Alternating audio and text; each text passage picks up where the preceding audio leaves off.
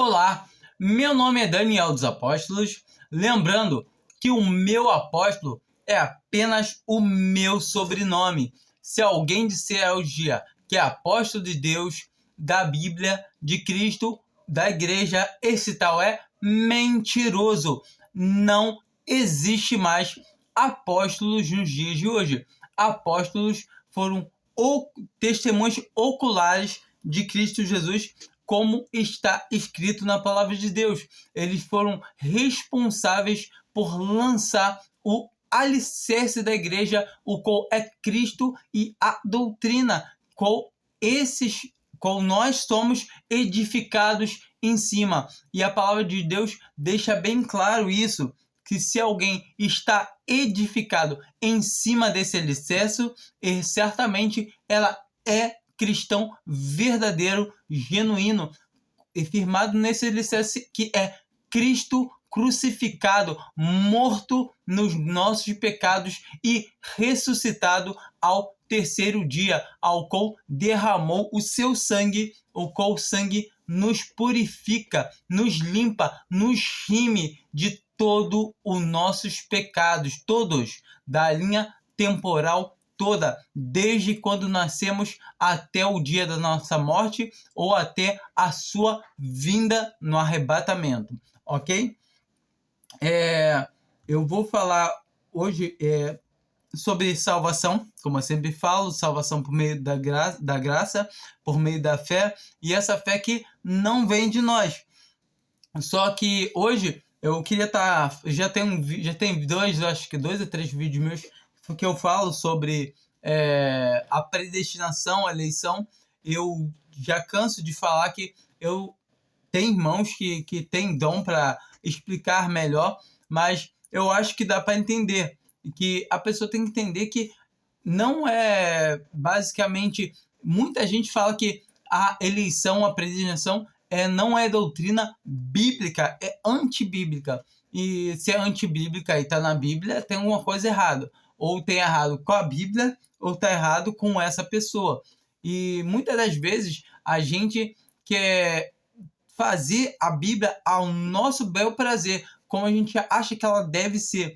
Eu falo por isso, por quanto com o princípio da minha conversão, eu tive um atrito com a palavra de Deus, porque eu olhava certas coisas e falei, não pode ser assim, não. Assim é muito mole, não. Deus não pode fazer isso, não. E eu discutia com a palavra de Deus. Dou graças a Deus que o Senhor não endureceu meu coração e teve paciência comigo. Igualmente, eu acho que todos nós devemos ter paciência com aqueles, como está escrito em Judas, que o Senhor deseja arrebatar alguns pelo que estão em dúvida. E muitos a gente consegue ver que tem muito cristão em dúvida, que eles ficam, não sei se é isso, se não é. E certamente a gente tem que observar o que? A palavra de Deus, não importa o que eu penso, o que eu falo, importa o que a palavra de Deus diz.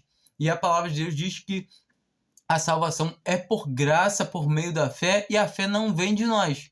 Então, eu comecei todo esse vídeo eu conversando no meu Facebook, e aí um irmão, ele pegou lá, concordou com uma passagem que eu coloquei, nos ditos meus, falando que a salvação é por graça. E tudo bem.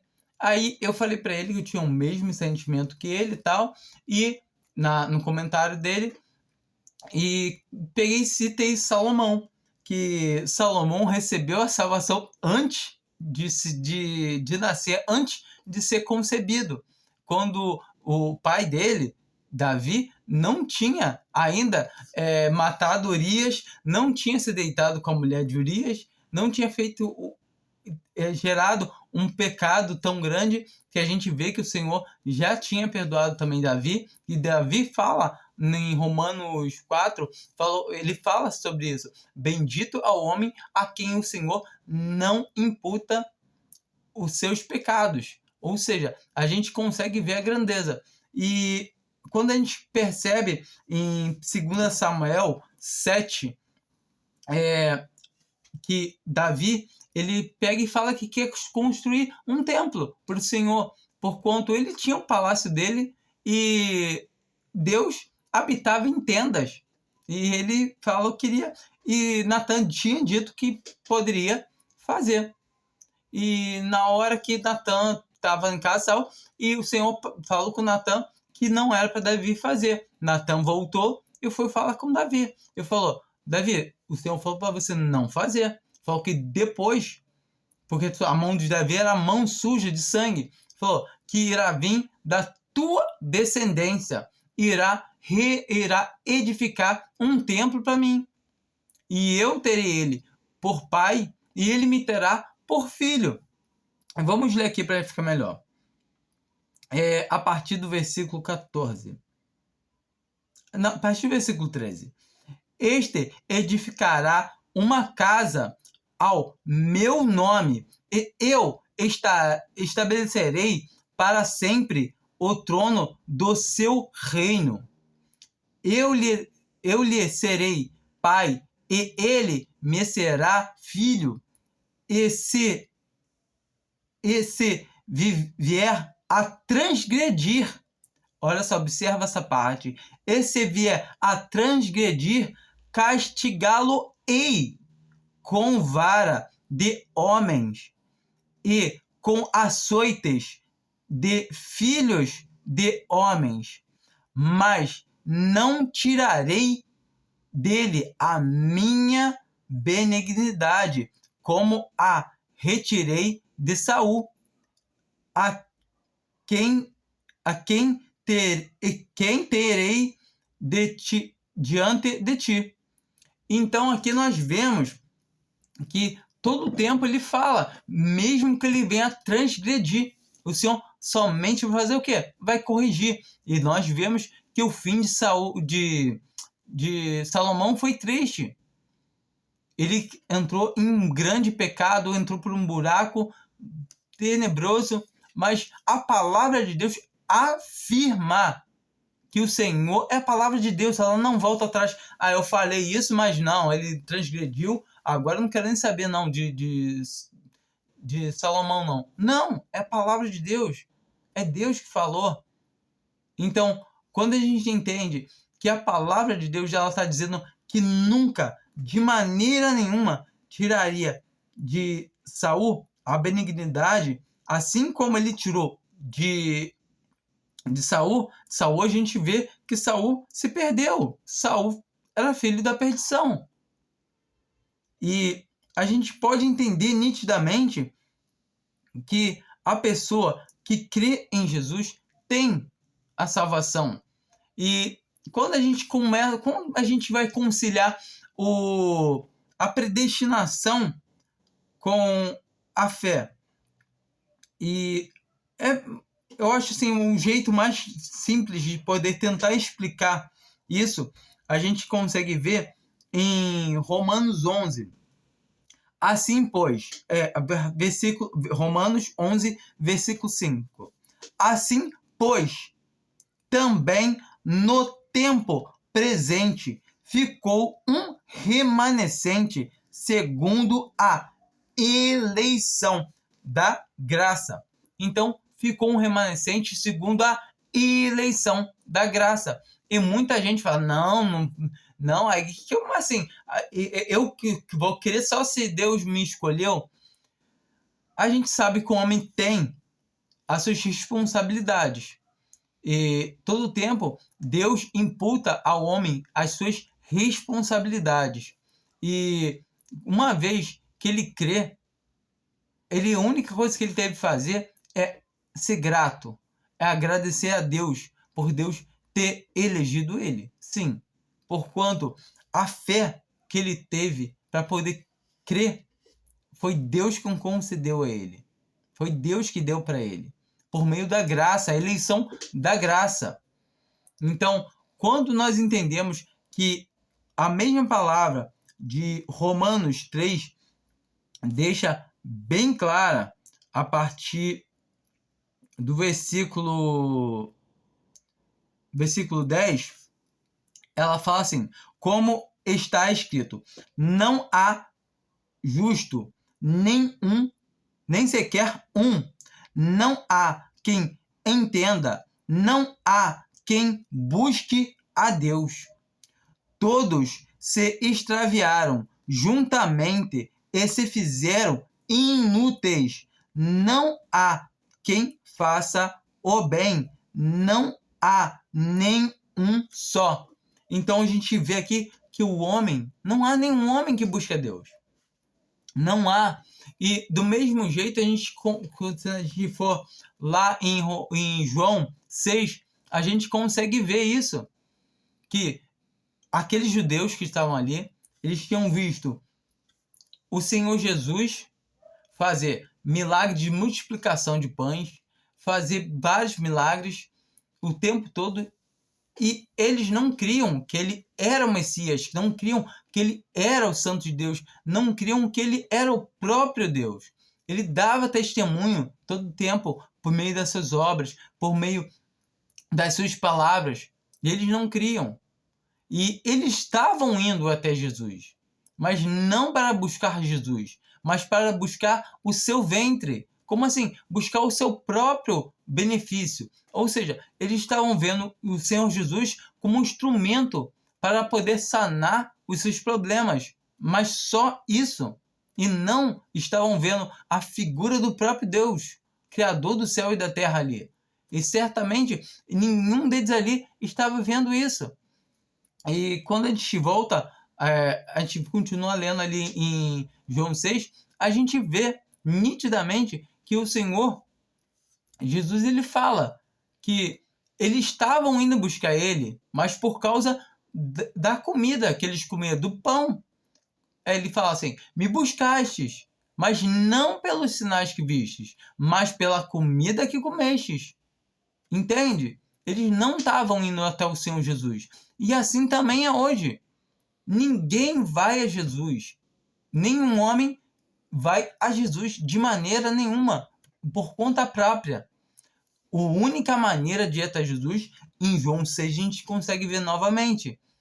Somente quem o Pai levar, somente quem é ensinado pelo Pai, somente quem o Pai dá. Ou seja, quando o homem não busca Deus, quando Deus concede ao homem a ter vida, que é sentir o peso dos seus pecados e saber que ele é pecador. Quando Deus concede o dom da fé, para ele saber que ele tem que depositar essa fé em algum lugar. E o único lugar para ele ancorar o seu barco, para ele lançar essa âncora, que é essa fé, é em Cristo. É só no Senhor Jesus Cristo. Quem crê em Cristo tem a vida eterna. É ponto, é isso que a palavra fala. Mas tem pessoas que imaginam que podem perder a salvação. E tem pessoas que não querem aceitar a predestinação. Perfeito. A primeira coisa que a pessoa precisa é crer. Porque depois que ela crê realmente, ela vai entender que é uma porta que tem dois lados. Um lado vai estar escrito: quem crê e entrar por essa porta tem a vida eterna. E a pessoa vai olhar, está escrito, olha para cima daquele batente, está escrito. Ela pega e entra.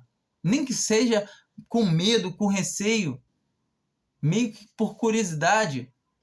Mas, na verdade, quando ela entra, aí pega, entra, vem, aí olha para trás, para cima, aí ela, pelo lado de dentro, ela vê escrito: mas só entrará por essa porta quem foi eleito, predestinado antes da fundação do mundo, como está escrito lá em Efésios 1.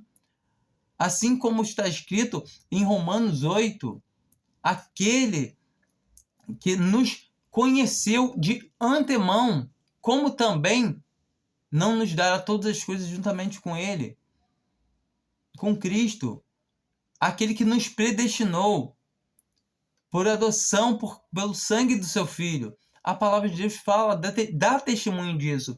E muitas vezes as pessoas não querem aceitar. Não, mas não pode. Não é o que pode, que não pode, o que eu acho que não pode, que não pode. O que você acha, não, mas assim é errado. Não é o você achar, mas desse jeito eu não acho que está certo. Não é o que você acha. A palavra de Deus é o que está escrito. cumpre o que está escrito, aceita o que está escrito. Não é tentar desviar, não, mas eu não aceito o que está escrito, eu acho que isso é errado. Não faça isso. A palavra é de Deus, não é sua. Não é para você, tem que interpretar isso aqui. Não tem que interpretar. É simplesmente a palavra fala que é por graça. E a palavra fala que ficou um remanescente que vai ser salvo. Como? Pela eleição da graça. E antes que venha um ou outro falar que eu estou usando errado esse versículo, esse capítulo de Romanos 11, fala, não, esse capítulo está falando de judeus.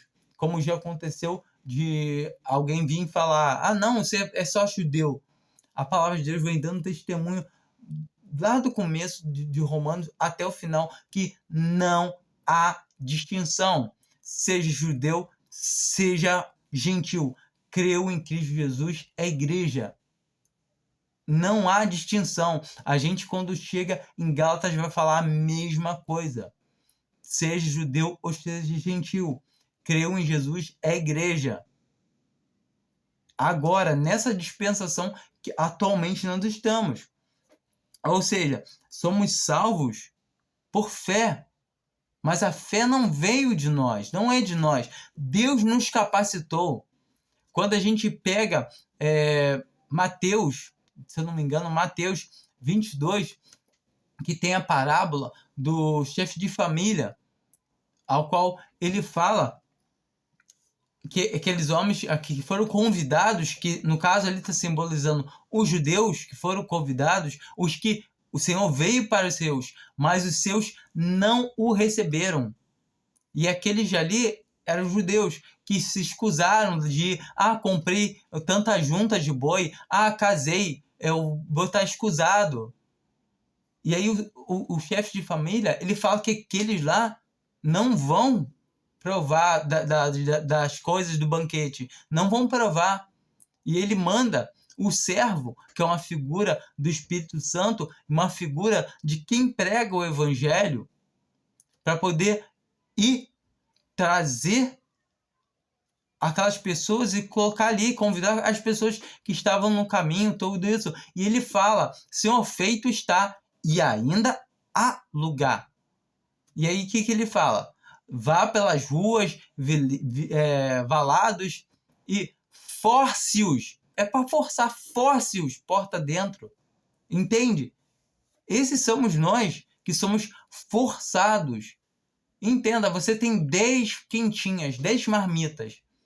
Aí você tem os mendigos lá na rua. Você pega e para e chama eles. Aí não vem ninguém. Aí não vem nenhum. Aí você desce do carro, pega 5 quentinhas e vai lá e dá para 5, entra no seu carro e vai embora. Você foi ruim porque não deu para os 10. Você pegou os 5 e deu para os 5. Você foi mal. Entende? É isso.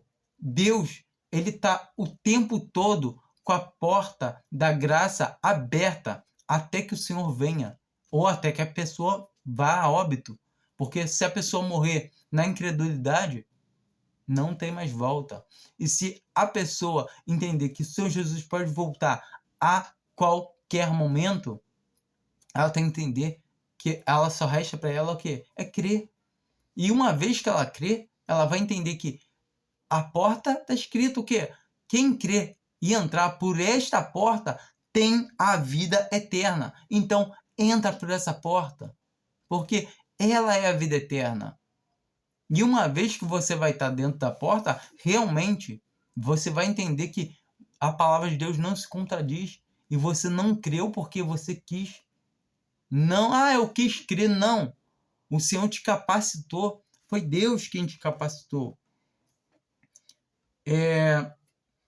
Vamos ler aqui Efésios 1, a partir do versículo 3. Bendito seja o Deus e Pai de nosso Senhor Jesus Cristo, o qual nos abençoou com todas as bênçãos espirituais nas regiões celestiais em Cristo, como também nos elegeu nele antes da fundação do mundo. Entendeu? Ele nos elegeu antes da fundação do mundo para sermos santos e irrepreensíveis diante dele em amor. E nos predestinou para sermos filhos de adoção por Jesus Cristo. Para sermos filhos de adoção por Jesus Cristo, para si mesmo, segundo o beneplácito de sua vontade. A vontade de quem? Minha? Sua? Da humanidade? Não, a vontade de Deus. A palavra de Deus fala bem claro que ninguém pode resistir ao Senhor, nosso Deus, Senhor Deus. Porque agora Ele é nosso Pai, e agora nós devemos chamar Ele de Pai. E se alguém recebe essa filiação, entenda que agora você é família. Agora você chama Ele que de papai. Chama Ele de papai. Ele é seu pai, se você crer. Por quê? Pelo sangue de Jesus Cristo, Ele nos predestinou para sermos santos em amor. E nos predestinou para sermos filhos de adoção por Jesus Cristo, para si mesmo, segundo o beneplácito de sua vontade, para o louvor da glória da sua graça, a qual nos deu gratuitamente no amado, em que temos a redenção pelo seu sangue. Com a nossa redenção pelo seu sangue e a redenção dos nossos delitos, segundo as riquezas da sua graça. Graça é o sacrifício de Jesus. É Cristo se entregando, morrendo por nós. Essa é a graça. A graça é: eu não tenho como pagar os meus pecados, mas eu não vou pagar. Sabe por quê? Porque Cristo já pagou. A palavra de Deus fala que Cristo morreu em nossos pecados. Como está escrito em Atos 15, em 1 Coríntios 15, fala o quê? Que o evangelho, que ele já tinha pegado, ele está dando uma vacina de reforço, falando o quê? Que eles tinham que reter aquilo, o quê? O evangelho, o qual que salvava eles, que Cristo tinha morrido pelos nossos pecados, segundo as Escrituras. Então, não é o que eu penso, não é o que você pensa, é o que a Escritura nos fala. A Escritura fala o quê? Que temos que fazer obra? Não. Ela fala que não vem da obra. Ela fala, se é por graça, já não é obra. De outra maneira, a graça já não é graça. Se você tem que fazer qualquer coisa, pensar, é incredulidade. Entenda isso. Em que temos a redenção pelo seu sangue. A palavra de Deus fala que sem derramamento de sangue não há remissão de pecados. Entende? Sem derramamento de sangue não há remissão de pecados. Não há, não existe. Me diz, o Senhor Jesus pagou suas dívidas? Pagou até minha conversão, agora eu tenho que fazer, porque senão eu posso perder minha salvação? Tá. Se o Senhor Jesus pagou sua dívida com sangue, Mas se você cometeu algum pecado, aí você tem que fazer alguma coisa para limpar esse pecado. O que você pode fazer? Vai derramar o sangue de quem? A palavra de Deus fala que Jesus Cristo morreu uma vez. Já não pode mais morrer. E agora, quem vai morrer pelos pecados que sobraram? Entende? Você então está já no inferno. Não tem condição de você fazer o quê? Quem vai morrer no seu lugar? Quem vai morrer por você? Ah, você mesmo vai derramar o seu sangue? Não vai servir. Sangue de pecador não serve. Tem que ser sangue puro, de um cordeiro imaculado, sem manchas, sem mácula, sem ruga. Um cordeiro perfeito. E aí? É agora? Como é que você faz? Não tem como fazer. Ou você crê que a sua salvação é completa, ou você está perdido. Não tem... mas não tem mais. A palavra de Deus, ela é uma. A palavra de Deus, ela não entra em contradição. Ela não se contradiz. Tá escrito assim, mas tem que ter... Não tem que interpretar nada. Aceita o que está escrito. A palavra está escrito. Entenda que as cartas, as passagens que falam, não são igual ao Apocalipse, que é um livro que traz figuras. Aqui não é um livro de figuras. Aqui é um livro que fala a realidade. Quem crê tem a vida eterna. Que ele fez abundar para conosco em toda a sabedoria e prudência, fazendo-nos conhecer o mistério da sua vontade. O mistério da sua vontade. Minha vontade, sua vontade? Não. Vontade de Deus. Segundo o seu beneplácito que nele propôs. Entende? O seu beneplácito. O seu, não o meu, não o seu. Para a dispensação. Entenda? Para a dispensação da plenitude dos tempos, de fazer convergir em Cristo todas as coisas, tanto as que estão no céu como as que estão na terra. Nele digo, no qual também fomos feitos herança, havendo sido predestinados. Mais uma vez, predestinados, conforme o propósito daquele que faz todas as coisas segundo o conselho da sua vontade. Aquele que faz todas as coisas. Quem que faz todas as coisas? Segundo o conselho da sua vontade. Qual vontade? A minha, a sua? Não. Da sua própria vontade. É Deus. Deus, ele fez tudo convergir em Cristo. Então, tudo converge em Cristo. A salvação é crer no Senhor Jesus. Obra não, nada para fazer, só crer. Crer em Jesus, apenas isso. E agora, você creu? Você crê mesmo? Saiba que você crê não é porque você quis, é porque Deus te capacitou. É porque Ele te elegeu antes da fundação do mundo. Não pense que isso é uma doutrina antibíblica. Não é. A gente pode pegar agora Romanos 8.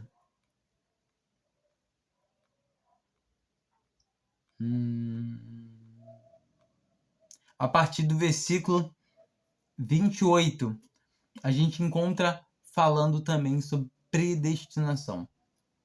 E sabemos que todas as coisas concorrem para o bem daquele que ama a Deus, daquele que são chamados segundo o seu propósito. São chamados segundo o propósito de quem? Meu propósito? Não, o seu, né? Não. O propósito de quem? De quem será esse propósito? De quem será esse propósito? Entende? Porque os que dantes conheceu, também os predestinou para serem conformes à imagem do seu Filho, a fim de que ele seja o primogênito entre muitos irmãos. E aos que predestinou, a estes também chamou. E aos que chamou, a estes também justificou. E aos que justificou, a estes também glorificou. Entende? Que diremos, pois, a estas coisas? Se Deus é por nós, quem será contra nós?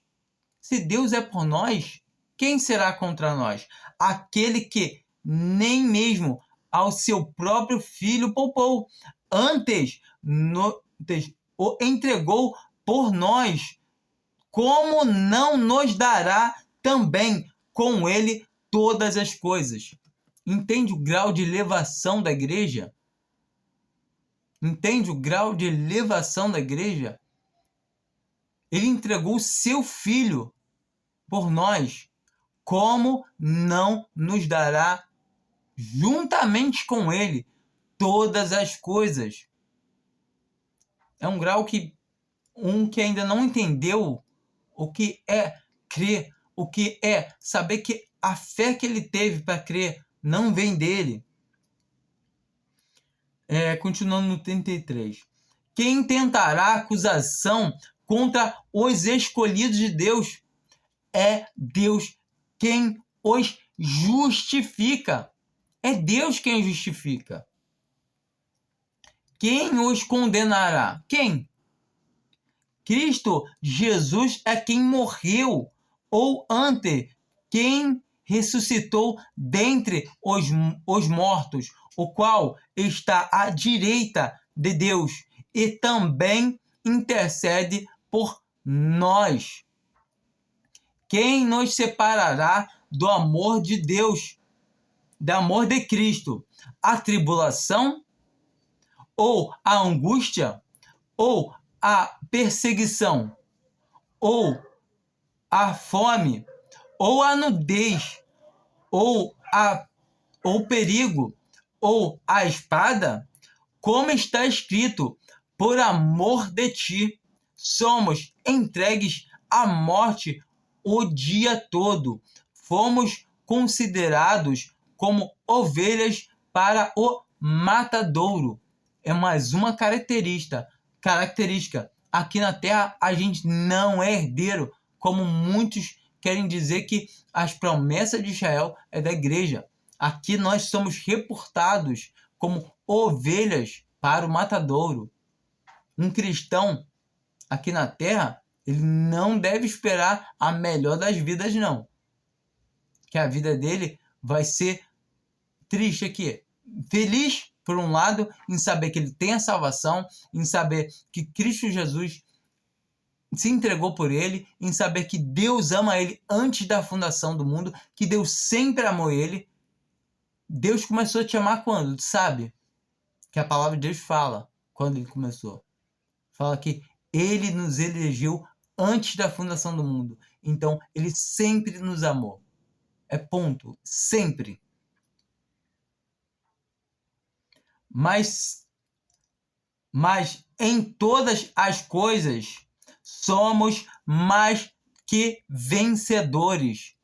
Então, eu posso perder a salvação? Você é vencedor ou não? Mas em todas as coisas somos mais do que vencedores por aquele que nos amou. Sabe? O Senhor nos amou. Porque estou certo de que nem a morte, nem a vida, nem anjos, nem principados, nem coisas presentes, nem coisas futuras. Será que amanhã eu estou salvo? Nem coisas futuras, nem potestades, nem a altura, nem a profundidade, nem qualquer outra criatura nos poderá separar do amor de Deus que está em Cristo Jesus, nosso Senhor. Entende? Nada pode nos separar do amor de Deus que está em Cristo Jesus. Em Romanos 9,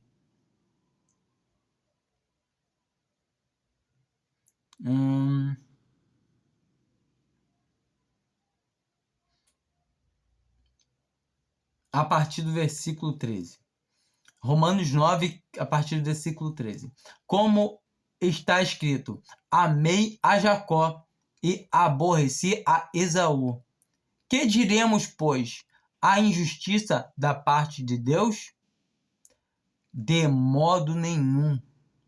Porque diz a Moisés: terei misericórdia de quem me aprouve ter misericórdia, e terei compaixão de quem me aprouve ter compaixão. Entende? O Senhor vai ter compaixão de quem aprouve ele.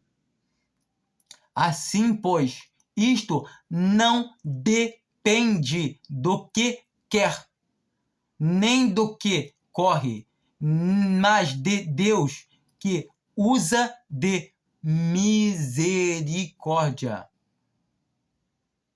Entende? Deus usa de misericórdia. Entenda isso. Muita gente pergunta: você é calvinista? Nem sei quem é Calvino. Nem sei. Hoje em dia eu entendo um pouco de tanto as pessoas falar: isso é calvinismo, é calvinismo. Não, isso é doutrina errada, isso é calvinismo. Mas eu não faço ideia que é Calvino, eu não sei quem é Lutero, eu não estudo. É doutrina de Lutero. Não. É doutrina de Calvino. Não. É doutrina da Bíblia, da palavra de Deus. Quem é Calvino? Quem é Lutero? Não conheço. Está escrito na Bíblia quem são eles? Não conheço.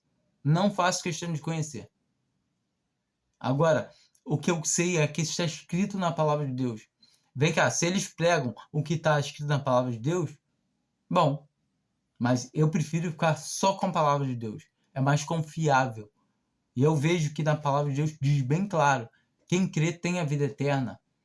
E quando eu chego e eu entro por essa porta, ao qual está escrito: quem crê tem a vida eterna, eu descubro que assim que eu passo pelo lado de dentro, que eu tô salvo, não só porque eu criei, mas porque Ele me predestinou antes da fundação do mundo, antes de mesmo existir o planeta Terra. Entenda uma coisa bem clara, para a gente terminar esse vídeo bem clara. Antes de Adão pecar, antes de Deus criar o próprio Satanás e antes do próprio Satanás pecar, porque ele não existia ainda, Deus já tinha preparado um Salvador, ao qual se voluntariou o seu Filho Jesus. Você entende? Nada saiu fora dos planos de Deus. Nada. Tá tudo correndo como exatamente do jeito que Ele quer. Nada saiu do controle de Deus. Toda a autoridade, tudo está sujeito a Ele. Entende isso? Quando você entender que se você falar, aconteceu com você, mas por que então ele criou Satanás sabendo que ia acontecer isso? Muita gente pergunta isso. Não sei. Eu creio que iremos saber quando estivermos com ele. Mas enquanto não é dado para a gente poder saber, o que eu sei é o seguinte: creia nele, porque quem crê tem a vida eterna.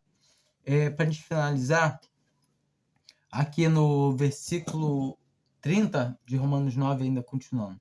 Que diremos, pois? Que os gentios que não buscavam a justiça alcançaram a justiça, mas a justiça que vem da fé. Mas Israel, buscando a lei da justiça, não atingiu esta lei. Por quê? Porque não buscavam pela fé, mas como pelas obras, e tropeçaram na pedra de tropeço. Como está escrito: eis que eu ponho em Sião uma pedra de tropeço e uma rocha de escândalo, e quem nela crê não será confundido. Então, creia em Jesus, que você não vai ser confundido. Se você duvidar, está arriscado você cair em cima dessa pedra e se esborrachar, ou essa pedra cair em cima de você e te fulminar. Somente creia. O amor de Deus é muito grande, tem vaga ainda. Aproveite. Creia em Cristo Jesus como seu Salvador. Amém.